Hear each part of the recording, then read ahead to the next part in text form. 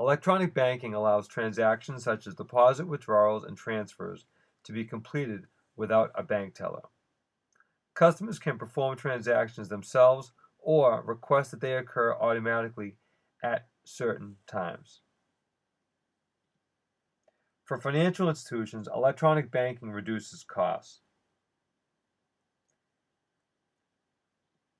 Consumers also benefit from electronic banking, especially the convenience it offers. By following a few basic guidelines for different types of electronic transactions, you can make the most of your self-service banking opportunities. An ATM, or an automated teller machine, is a computer terminal that gives bank customers electronic access to their accounts at any time through the use of a specially coded card. ATMs are located in public places, such as bank drive-ups and lobbies, shopping centers, and supermarkets. They are most commonly used to withdraw cash, make deposits, transfer money between accounts, and check account balances. Many ATM cards allow you to do more than use a teller machine. You can use them to pay for a purchase in the grocery checkout lane or at a self-service gas pump, deducting the cost of your purchase directly from your bank account. This is an example of a point-of-sale transaction, paying for an item by making an electronic funds transfer at the place of purchase. A card that can be used in this way is actually a debit card, a card that allows the user to subtract money from a bank account in order to obtain cash or make a purchase.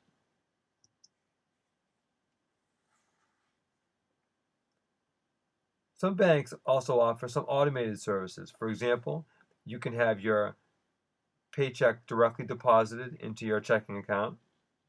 You can also have transfers between different accounts at banks. You can also have your loans automatically taken directly out of your account.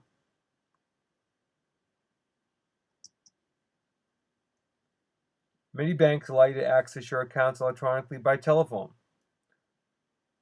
Most such systems require you to use a touch-tone keypad to enter information, but some are voice-activated. A recorded message will ask you to enter a password or a PIN, and then give you a list of options and instructions for making your choices. Typical options include finding out your account balances, making transfers, and hearing a list of previous transactions. Online banking is offered by many financial institutions. To use this feature, you'll need to access to a computer with internet capabilities. The bank may provide special software or tell you to use a web browser with a secure connection. You're given a login name and a password to help keep the account secure. Some consumers can bank online using a wireless phone or some other electronic device. Online banking has several advantages.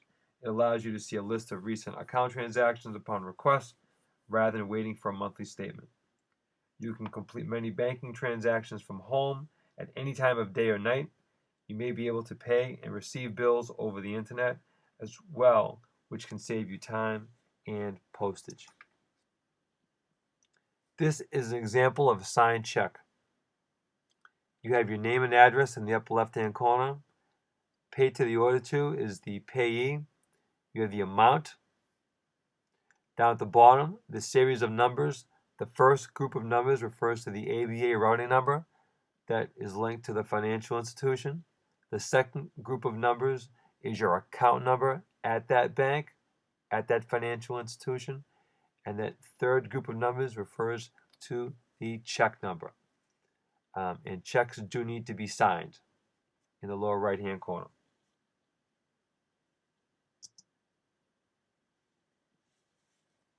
So how do checks work?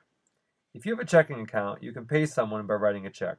A check is a written order that instructs a bank to pay a specific amount of money to a particular person or business. The payee, or the one to whom a check is made out, can take the check to his or her own bank in cash or deposit it.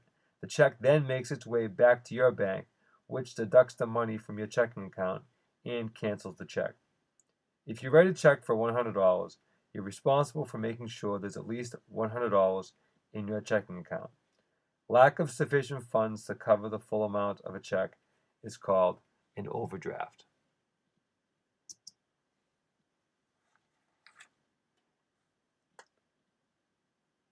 To reconcile your account, as soon as possible after receiving your bank statement, you should reconcile your account.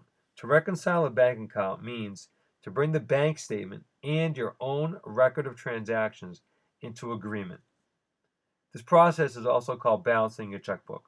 By reconciling your account promptly, you can correct any errors, whether yours or the bank's, before they cause problems with your account. Let's look at a couple other services that some financial institutions offer. Certified check is a check from a personal checking account that has been stamped by the bank to guarantee there are sufficient funds in the account to cover it.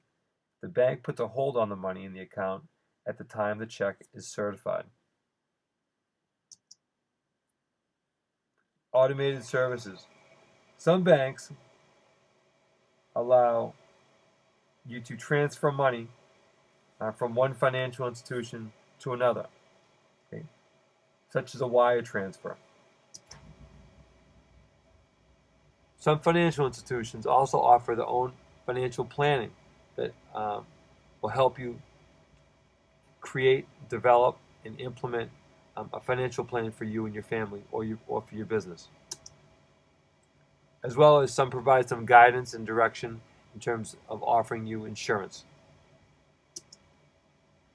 Some banks also have a notary public, someone who can sign and verify your identity for certain legal documents.